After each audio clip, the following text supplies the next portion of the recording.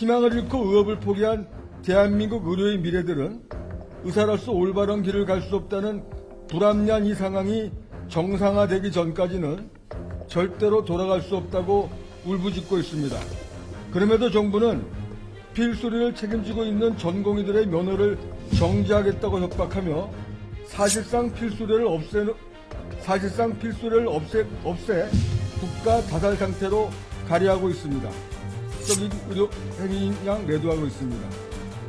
아마도 정부는 조만간 리베이트 문제나 세무조사 등을 부각시키며 의사들의 도덕성에 흠집을 내기 위한 시도를 확대할 것이지만 우리 의사들은 이러한 정부의 치졸한 행보를 충분히 예견하고 있습니다. 언론이 호도를 하고 있다, 언론이 호도를 하고 있다 이런 말씀하시는데 현재 의사들이 정부 정책에 반대하는 것은 집단이기주의, 악들은 싸움의 발로라는 이러한 잘못된 편견이 굳어질 수밖에 없는 거기 때문에 그러한 확인되지 않는 얘기들을 뉴스로 실을 때는 좀 더 신중을 기해달라고 부탁을 드립니다.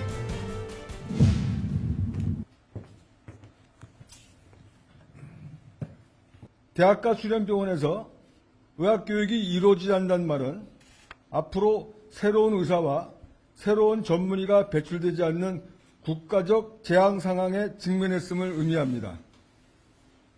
무리한 정책을 강행함으로써 이러한 사태를 촉발시킨 장본인인 정부임이 분명함에도 정부는 의사들에게 그 책임을 돌리며 거짓 뉴스로 의사를 악마하는 일에만 몰두하고 있습니다. 필수리를 살리겠다는 미명하에 정부가 포괄적으로 무리하게 추진하고 있는 의대 정원 증원과 필수의료 정책 패키지의 결과는 대한민국 필수의료의 몰락을 가속화할 것이며 힘들지만 간신히 유지되고 있던 대한민국 의료 인프라를 한순간에 붕괴시킬 것입니다. 희망을 잃고 의업을 포기한 대한민국 의료의 미래들은 의사로서 올바른 길을 갈 수 없다는 불합리한 이 상황이 정상화되기 전까지는 절대로 돌아갈 수 없다고 울부짖고 있습니다. 그럼에도 정부는 필수리를 책임지고 있는 전공의들의 면허를 정지하겠다고 협박하며 사실상 필수리를 없애 국가 자살 상태로 가려하고 있습니다. 학생과 전공의들은 이미 정부의 포갑과 마녀 사냥으로 인해 씻을 수 없는 상처를 입었고 이 상처는 아물더라도 큰 흉터를 남길 것입니다. 그럼에도 불구하고 정부는 전공의들의 면허 정지 및 전공의 지도부에 대한 사법 처리 강행 방침을 천명하였고 의대가 속해 있는 각 대학본부를 압박하여 의대 정원 증원을 신청하게 만들었습니다. 그리고 의학교육을 직접 담당하는 의대 교수들의 분노와 절규가 담긴 반대에도 불구하고 각 대학본부는 3,401명이라는 터무니없는 규모의 의대 정원 증원안을 정부에 제출하는 만행을 저질렀습니다. 정부와 대학본부의 만행으로 인해 이제 교수님들까지 자발적으로 움직이고 있습니다. 가르칠 학생과 전공의가 사라진 지금의 상황에서 교수님들은 정체성의 혼란마저 느끼고 있습니다. 이 사회가 의학이라는 분야의 전문성을 인정해주지 않는 현실에 절망하면서 지금껏 힘들지만 사명감 하나로 수련병원에서 중증 환자들의 생명을 살려왔던 교수님들마저 의업을 포기하면 정부는 무슨 방법으로 대한민국 의료를 되살릴 생각입니까? 지금 교수님들마저 대학과 병원을 떠나고 있는데 무슨 수로 의대 교수 1,000명을 증원하겠다는 말입니까? 언론인 여러분께 다시 한번 부탁드립니다. 무리한 압박에도 불구하고 학생과 전공의들의 의지가 꺾이지 않자 정부는 의사 집단을 더욱 악마하기 위해 거짓 뉴스를 퍼뜨리려 하고 있습니다. 그리고 일부 언론들은 이에 동조하여 일부 의료사고 뉴스를 확대 해석하고 비급여 진료를 마치 비도덕적인 의료 행위인 양 매도하고 있습니다. 아마도 정부는 조만간 리베이트 문제나 세무조사 등을 부각시키며 의사들의 도덕성에 흠집을 내기 위한 시도를 확대할 것이지만 우리 의사들은 이러한 정부의 치졸한 행보를 충분히 예견하고 있습니다. 부디 언론인 여러분께서는 정부의 의료계에 대한 치졸한 협박에 동조한 일 없이 공정하고 중립적인 보도를 해주시기를 당부드립니다. 이 언론의 호도와는 별개의 문제라고 생각을 하거든요. 언론의 보도와는.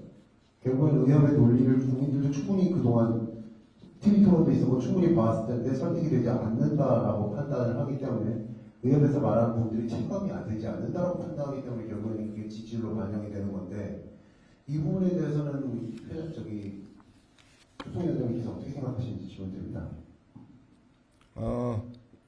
언론에 의해서 호도된다고 말하는 그 단어 선택에서는 다시 제가 좀 신중을 기할 거고요. 제가 처음부터 그런 말씀 드렸어요. 첫날 브리핑 때 정말로 많은 분이 오셨거든요.